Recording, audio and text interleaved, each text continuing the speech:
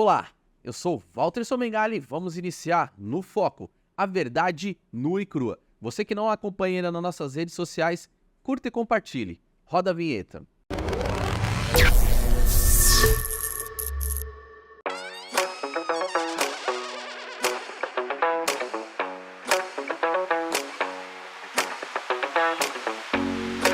Hoje, o nosso convidado é Tiago Azevedo, servidor público estadual, dedicando a sua vida a servir a comunidade.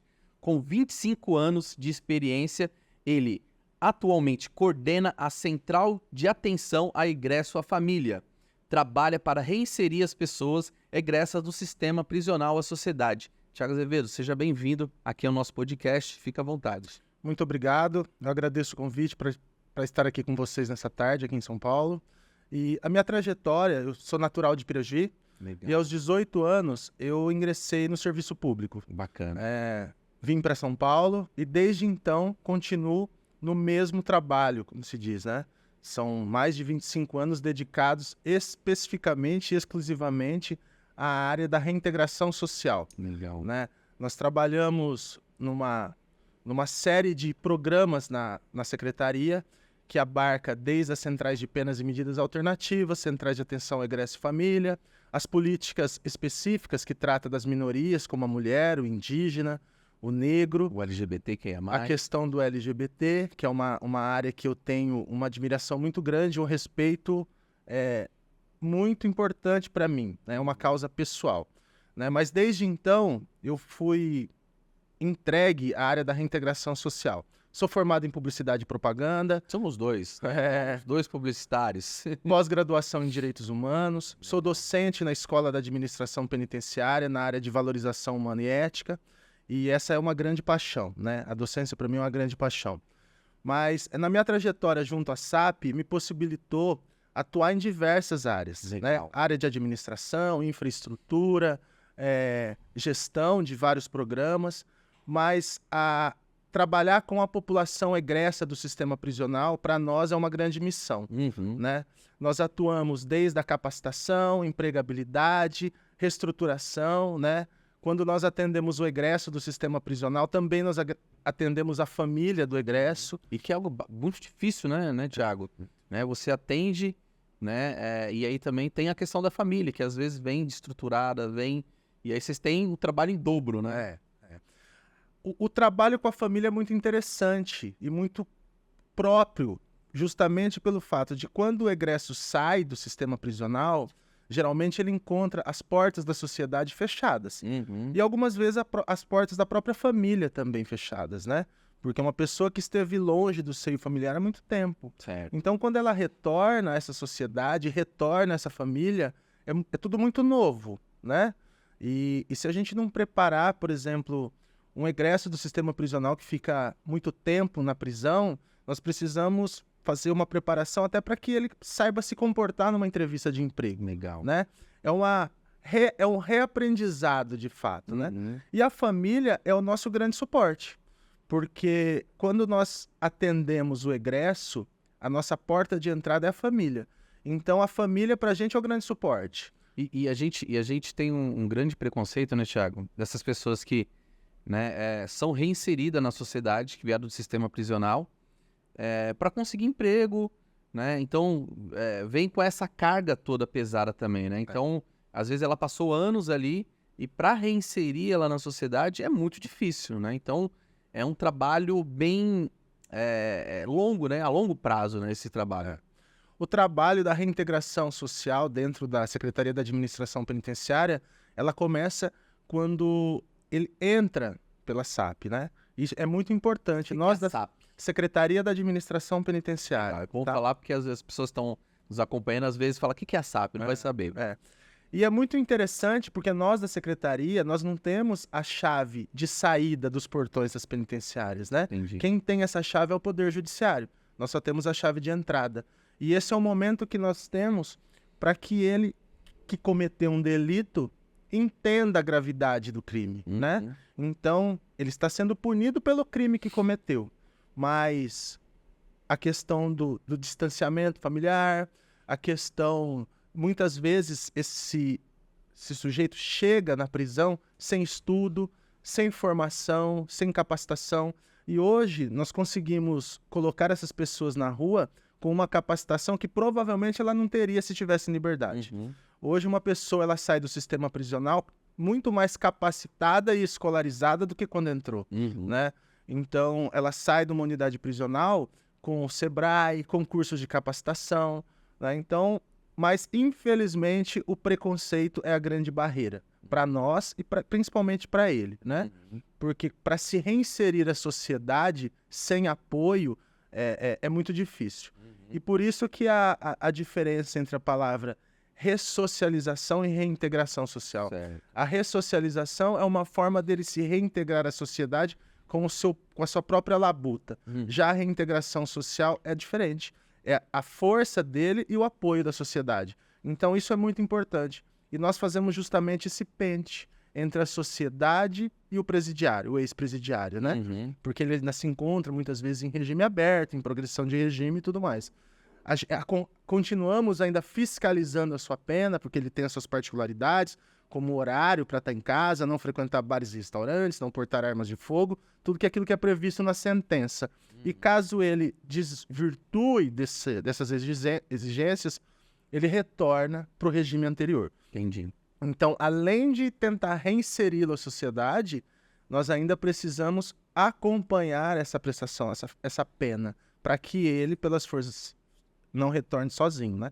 Então, é um trabalho muito digno, louvável e muito importante para a sociedade. Sim. A sociedade E precisa... às vezes a sociedade tem um grande preconceito, né, com quem trabalha nessa área para fazer essa integração, tem um preconceito, né, com o encarcerado, né, tem esse preconceito, porque, né, uma parte da sociedade tem essa visão, né, esse preconceito, bandido bom, bandido morto, aquela coisa, né, aquele velho jargão, né, da extrema direita, enfim. Sim. Né, e aí eu queria perguntar para você, né, quais são esses desafios, né, de estar constantemente, né, fazendo esse trabalho. Às vezes vocês têm um avanço ali, depois, né, regride e fica nessa gangorra.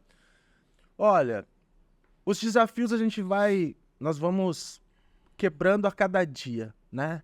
Nós temos situações, por exemplo, de conseguir uma escola particular para um filho de preso, por exemplo, né? Nós precisamos convencer um empresário a colocar essa criança numa escola para tirar essa criança justamente daquelas áreas mais contaminadas ou daquelas áreas que o crime organizado domina mais. Mas a gente precisa cobrar a responsabilidade do pai dessa criança, porque o Estado ele dá as condições, mas ele não é o pai dela, né? Então o pai precisa acompanhar essa criança. Então é um trabalho que envolve a todos, ao empresário que cedeu a vaga, ao filho que está tendo essa oportunidade de mudar de cenário e o próprio pai de assumir a responsabilidade de ser pai. Porque eu sempre costumo dizer, estar preso não tira a responsabilidade de ser pai. Então isso é muito importante, né? Muitas vezes a gente encontra dentro do sistema prisional aquelas pessoas que, eu amo a minha família, né? Mas esse amor precisa... E eu pergunto muito isso, né? Você sabe quem é a professora do seu filho? Você sabe que série ele tá? Você sabe qual é o esporte preferido dele? Ou o brinquedo preferido dele? Porque exatamente, estar preso não tira a responsabilidade de ser pai.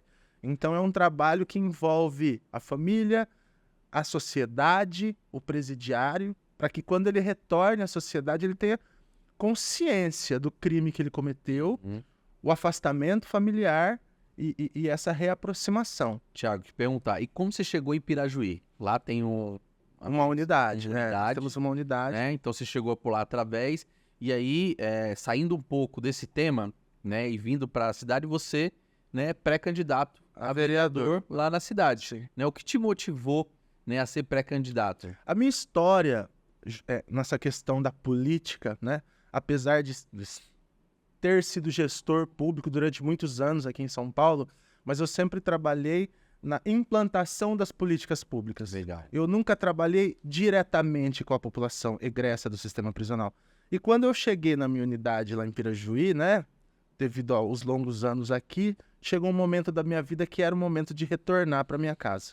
Né? E esse momento foi muito importante para mim, né? E quando eu estava atuando lá no atendimento, me veio um egresso do sistema prisional. E quando eu estava atendendo ele, eu percebi que ele estava o tempo todo com a dor, com a mão no ouvido. Certo. E foi quando eu perguntei, o que acontece? E ele me disse assim, eu tô com muita dor de ouvido. E aí eu disse, pois então toma remédio, né? É aquela resposta primeira que vem à mente. Ele falou assim, mas eu não tenho dinheiro para comprar remédio. E eu falei, ué, mas pega no posto. Ele falou, mas o posto aqui fecha aos sábados e domingos. Hoje é segunda-feira. Eu tô com dor de ouvido desde a sexta, quando eu passei no hospital. E hoje é que eu vou buscar o remédio. E ao chegar em casa, conversando com a minha mãe, ela me disse... Falei, mas a farmácia do posto não abre aos finais de semana? E ela me disse, bem-vindo ao clube.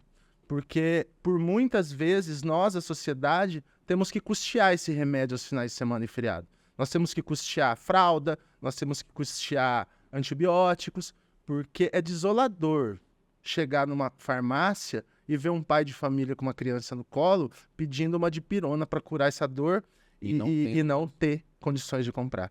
Então, a sociedade não tem a obrigação de custear isso. Isso é dever do Estado. A própria Constituição é clara, né? O direito à saúde é um direito de todos e um dever do Estado. Então, foi aí que eu comecei a me interessar um pouco mais pela dor do outro, né? Sim. Eu diria que quando nós atuamos dentro de um gabinete, é muito difícil perceber Essas nuances da vida cotidiana, né? Sim, sim. Né? A gente fala que o Estado ele precisa ser forte. Por isso que tem, né? E as pessoas não entendem quando a gente fala da classe trabalhadora ou de uma categoria, e aí a gente defende o Estado forte, é para isso, né? E uma parte da sociedade defende, né, Estado mínimo. E o Estado mínimo é o que a gente está hoje. Né? Então a gente luta para ter um Estado forte. E isso, estar num Estado mínimo é muito difícil. Porque pessoas que estão lá na ponta, né? Porque às vezes você recebe um salário a mais, sei o quê. Então isso passa despercebido por uma parte da sociedade. Sim. Mas tem aquela pessoa que está lá em extrema vulnerabilidade social que, né, não consegue. Pra você ter uma ideia, há um tempo atrás eu estava lendo o Diário de Carolina de Jesus, mais uma vez, e eu comecei a perceber muitas Carolinas de Jesus em Pirajuí, atravessando a cidade com uma cesta básica na cabeça, por exemplo, porque não tem uma linha de ônibus na cidade. Sim. Eu comecei a perceber muitas Carolinas de Jesus na cidade, né? Muitas pessoas que dependem exclusivamente da caridade do Estado, quando esse serviço deveria ser feito com naturalidade, né? Não estou defendendo o Estado paternalista. Sim. Eu defendo um Estado assistencialista. Não sei se esse é o termo. Sim. E então nós precisamos ensinar a pescar e não dar o peixe. Sim. Eu compreendo isso. Mas sem vara, sem anzol e sem isca, não há meio de se pescar. Verdade. Tiago, você também, né, tem a defesa da questão da causa autista, né? Sim. Eu queria que você contasse um pouco pra gente dessa luta lá em Pirajuí. Essa luta começou também, eu estava num restaurante e o dono do restaurante me chamou um dia de canto e disse assim, Tiago, tem uma pessoa que quer conversar com você. Falei, pois não, pode chamar. E aí, eu falei, é meu garçom. E aí o rapaz veio. E aí ele falou assim, tal, conversa vai. Ele falou, me chamo Tiago. Eu falei, eu também me chamo Tiago. Ele falou assim, eu tenho um filho. Eu falei, eu também tenho um filho. Ele falou, só que o meu filho é autista. Eu falei, o meu não. E foi nesse caminho foi nesse momento que o nosso caminho se distanciou. E ele falou o seguinte, o que você entende da causa do autismo? Eu falei, nada. Não conheço absolutamente nada. E foi nesse momento que ele falou assim, na semana que vem, nós receberemos a visita de um neuropediatra, Dr. Álvaro Bertucci, a quem eu deixo meus agradecimentos aqui. E nessa palestra, ele, falando sobre a questão do autismo, ele disse que a cada 23 crianças que nasciam em Pirajuí, uma vinha com autismo leve, grave ou moderado, que nós precisaríamos criar políticas públicas em nossa cidade devido a toda a assistência ao autismo ficar em Bauru. Depois nós conseguimos montar uma ecoterapia no município, né? Isso aconteceu, mas essas terapias complementares todas acontecem em Bauru. Então, fiquei imaginando, mas como é que isso é possível, né? Como a gente precisa se deslocar 3 vezes por semana, de manhã até à tarde, uma mãe com uma criança autista, que tem seletividade alimentar, que tem dificuldade com ruídos. É uma tortura diária, né? E aí eu procurei uma psicóloga, amiga minha, e perguntei para ela o que nós poderíamos fazer para melhorar a vida do autista. Ela falou, Thiago, você pode fazer o que você quiser, mas o pilar fundamental é o acolhimento aos pais. Nós precisamos fazer um grupo de escuta para pais. E esse grupo aconteceu. Nós criamos um grupo chamado Te Apoio, né? Que é formado por dentistas, psicólogos, nós temos professores, nós somos pedagogos, publicitários, né? E aí nós montamos esse grupo de escuta, aconteceu algumas reuniões e nós iniciamos as palestras, né? Então a primeira palestra foi o direito do autista, a segunda palestra foi odontopediatria com foco no autismo, a terceira palestra foi uma pedagoga que foi fazer a palestra também. A quarta palestra foi um juiz de direito, o Dr. Leandro, que foi fazer uma palestra sobre o direito da pessoa com deficiência.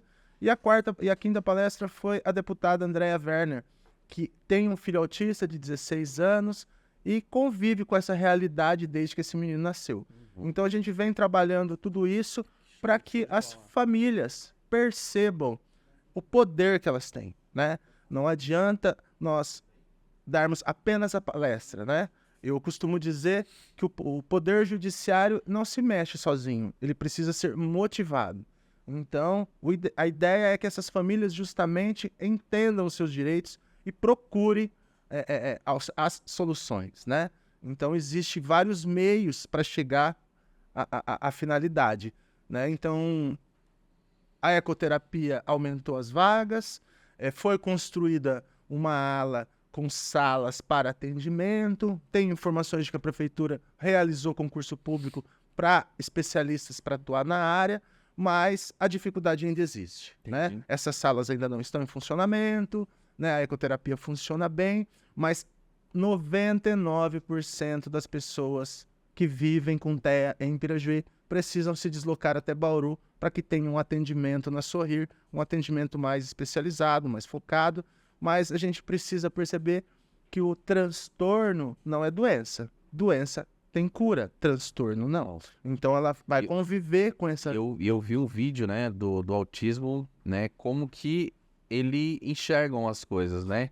A questão de locais muito movimentados, de luz, então, enfim, é um caos, né? É um caos. É um caos, É um né? caos. E você imagina, chegar às 5 da manhã, sair às 5 da manhã de Pirajuí, para chegar em Bauru às 6, esperar o atendimento às 8, muitas vezes esse tempo enrola. Thiago, já emendando nisso, né, a questão do transporte público, né? Em Pirajuí, por incrível que pareça, não tem transporte público. Não temos uma linha de ônibus em nossa cidade. E essa é uma realidade que às vezes eu fico tentando imaginar. Uma vez eu propus uma experiência para um amigo, né? Vamos ficar uma semana sem carro e ao invés da gente ir para a igreja do lado de casa, ir na igreja do bairro. Vamos tentar trabalhar uma semana sem carro, vamos tentar fazer compra uma semana sem carro, vamos tentar ir à praça a pé. E no final da experiência, óbvio, você não vai na praça, você trabalha mal, você não vai à religião. Então, quando não tem transporte público, não é apenas o transporte que falta, Sim. é todo o resto. É o emprego, né, a geração de renda, né? Porque às vezes, eu quero comprar alguma coisa, eu vou pegar o transporte público, vou até o centro da cidade, depois volto para minha casa. Exato. Né? Então, você está fazendo girar a economia. Exato. E quando você não tem esse fio condutor, que é o transporte público, e ainda tarifa zero de qualidade, Sim. né? Você poda a cidade de crescer. Sim. Eu vivo uma realidade completamente diferente da que eu vivi aqui em São Paulo. Porque aqui em São Paulo, se você pega uma receita num hospital público, a hora que você entra no metrô, você encontra uma farmácia popular, né? Nós temos transporte de qualidade. Nós temos medicação necessária para conduzir. É claro que uma cidade grande tem as suas dificuldades, mas nós somos uma comunidade pequena e nós temos o exemplo de uma cidade grande. Nós temos recurso para isso, né? E quando a gente... eu tenho uma frase do padre Júlio Lancelotti que eu acho essencial para traduzir a nossa realidade hoje. A forma como nós, a sociedade, definimos para erradicar a miséria é eliminando o pobre. Então nós damos a cesta básica, mas nós não damos transporte para ela carregar a cesta. Nós damos o médico, mas nós não entregamos a medicação. Então, com isso, a qualidade de vida do pobre é muito pequena, né? Ele não tem quase nenhuma. É zero. É zero, exatamente. Tiago, vamos entrar aqui, nosso tempo já está quase chegando ao fim, né? LGBTQIA+. Você colocou aqui também na sua biografia, né, a luta, né, pela questão LGBTQIA+. O que você tem para falar para ele sobre isso? Olha, a questão LGBT, por trabalhar nessa pauta há muitos anos, né, por buscar melhores qualidades de vida para essa população, mesmo que dentro da prisão, mas quando nós saímos dos muros da prisão, eu vejo que a realidade da população LGBT aqui fora, principalmente nas cidades pequenas, ela é até pior do que dentro de uma unidade prisional. Nós tivemos um suicídio há uma semana atrás em Pirajuí de uma criança de 16 anos que estava fazendo transição. Essa criança não tinha apoio psicológico, essa criança não havia os caminhos para uma transição saudável, né? Então eu vim conhecer aqui em São Paulo um espaço que se chama Casa Florescer. É uma casa que abriga 30 mulheres em transição e travestis, né? Ela pode abrigar essas pessoas de 6 meses a 1 ano, ela dá orientações psicossociais, ela encaminha para o mercado de trabalho, e é muito difícil a gente lidar com uma realidade para uma população como o travesti, por exemplo, que só encontra mercado de trabalho na prostituição e no salão de beleza. O nosso universo é vasto. Nós precisamos entender que essa população existe, paga imposto e precisa ser respeitada. Então, quando a gente fala precisamos olhar para a população LGBT, eu estou falando que preciso olhar para mim mesmo. Eu preciso olhar para dentro da minha casa, para dentro da minha família. Então, lutar pela causa LGBT não é nada mais do que lutar pela minha própria causa, pelo meu dia a dia. Sim. Né? É uma população extremamente vulnerável, carente, sofre preconceito diariamente, não consegue arrumar um emprego de qualidade, não consegue concluir um estudo pelas questões de preconceito que existe lá dentro. Ainda mais quando passamos pela transição de homem para mulher, questões que já são estudadas e não há o que discutir. Mas falta apoio. Então, viver numa cidade do interior de 25 mil habitantes e que não existe uma única política pública voltada à população LGBT, nós temos parada da diversidade em toda a região e nós não. Eu nunca vi um travesti trabalhando num comércio da cidade. Eu nunca encontrei um travesti dentro de um órgão público atendendo. Por que será? Precisa criar políticas públicas para atender esse público. Tiago, gostaria de perguntar se você tem mais alguma coisa para falar para Pirajuí. Aproveita o momento, manda um recado lá para eles. Eu gostaria de dizer para Pirajuí que sou pré-candidato a vereador pelo PSB, partido do Marquinhos Oliveira e Dr. Paulo Martins, e dizer que o PSB me trouxe a essa caminhada justamente pela admiração que eu tenho pelo líder do nosso partido, que é o vice-presidente da República, Dr. Geraldo Alckmin, uma pessoa que eu tenho extrema admiração, que eu pude trabalhar durante esses 20 e tantos anos que eu fiquei em São Paulo, eu estive muito próximo ao governador e ao governo do estado de São Paulo. Então, todo o respeito e admiração a essa pessoa e a esse partido, né? E dizer que o que me trouxe à política é justamente o desejo de mudança e a admiração que eu tenho pela política. Eu tenho total respeito pela política, né? Eu sempre vi na política um meio de fazer o que é certo, né? Quando a gente vê a política de uma forma errada, é porque nós estamos errados. Mas quando nós vemos a política como um meio de renovação e de recomeço, é porque ainda existe esperança na política. E a política é muito louvável. Quando feita com respeito e responsabilidade, ela é extremamente necessária. Então, é isso que eu quero dizer para Pirajuí. Estou à disposição de Pirajuí, né? Estou à disposição da política. E espero que eu possa retribuir a confiança que possa ser depositada em mim. Então, muito obrigado. Legal. Thiago Azevedo, muito obrigado. Isso aqui foi No Foco, a verdade nua e crua. Então, quero deixar para você aí, né, que ainda não curtiu, não compartilhou nossas redes sociais, faça, tá bom? Muito obrigado, Thiago. Esse espaço está aberto, se eu voltar outras vezes aqui, para a gente discutir um pouco mais, né, sobre toda essa sua experiência. Muito obrigado. Eu é que agradeço. Muito obrigado.